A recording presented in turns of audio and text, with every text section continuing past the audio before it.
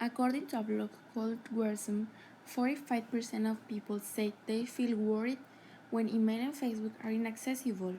And according to the Retrieval Gadgetology study, 48% of us check a social network like Facebook or Twitter before going to bed during the night or as soon as we wake up. These facts show the great impact that social networks have made in our lives.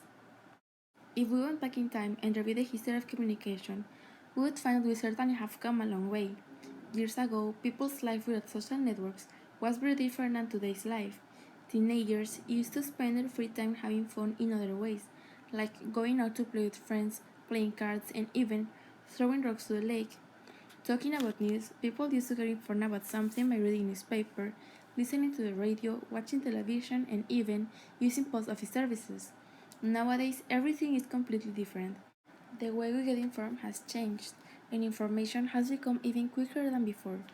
I have only one reason to talk about addiction to social networks. Teenagers are writing the future of the world, and it's amazing that we are letting technology to control ourselves. The evolution of social media has grown in an extraordinary way, and social networks have been appearing year after year. It is unbelievable that there are now 70.2 billion people in the world, and of those, nearly 2.1 billion people have social media accounts. YouTube, Facebook, Twitter, Instagram, Snapchat, Pinterest, and WhatsApp are only some examples of social networks that we use every day. Some people think that while using these networks are taking the opportunities that technology gave us. What we are not realizing is that we are transforming those habits in something else. An addiction is a persistent, compulsive dependence on a behavior or substance. Do we really think that our social networking use is a habit? There are so many ways to get under control your addiction, and the first step is admitting we have a problem and accept that we are being controlled by social networks.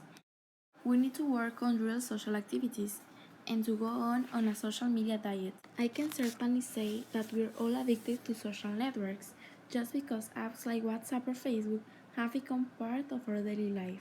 We need to start thinking in our wellness, and we need to realize that it's more important what happens in the real world and to stop cyber dreaming.